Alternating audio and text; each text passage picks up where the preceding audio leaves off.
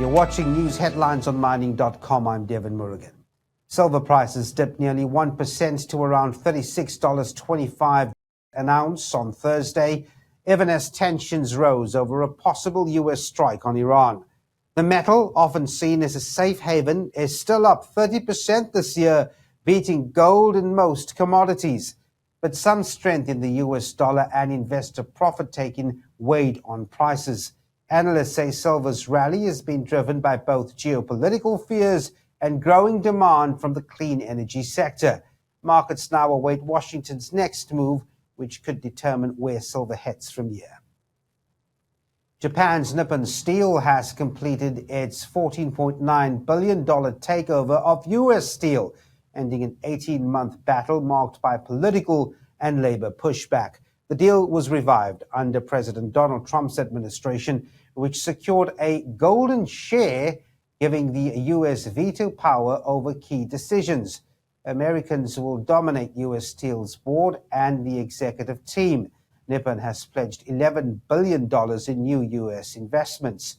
The acquisition makes Nippon the world's second largest steelmaker, with output close to 86 million tons. U.S. Steel shares stopped trading Wednesday morning, marking the end of an era of the iconic firm. Western nations are scrambling to catch up with China's dominance in rare earths, but it will take years to build enough processing capacity. Well, that's the warning from Molycorp CEO Mark Smith. Beijing's recent export curbs on the key rare earths in response to U.S. tariffs have exposed the West's strategic vulnerability. Smith, now leading Neocorp, says his Nebraska project is permitted but won't start production until at least 2029. He blames past U.S. inaction for letting China tighten its grip, unlike Japan, which backed Australia's Linus. The U.S. is now prioritizing heavy rare earths, but Smith says the clock is ticking and mistakes from the last crisis must not be repeated. Ecuador has reopened its mining registry for the first time since 2018 to attract new investments and crack down on illegal mining. The country will begin accepting new exploration applications from the third quarter, with a full reopening planned by early next year. Applicants must prove 2 years of experience, and the state-owned mining company Enami will get first pick. Authorities can now shut down illegal sites which have spread across the country. The government says responsible mining is key to unlocking Ecuador's wealth and curbing billions lost to smuggling.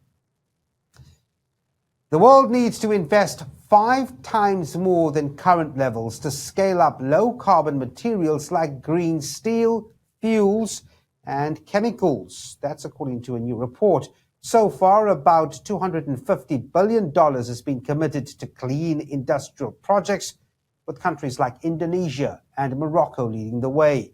But $1.6 trillion in proposed projects remain unfunded, many in fast-growing Sunbelt nations. Clean energy access is redrawing the map of future heavy industry, the report says. To hit climate goals, the steel sector alone needs to triple its pipeline of near-zero plants by 2030. And that's it for the news headlines on mining.com for now.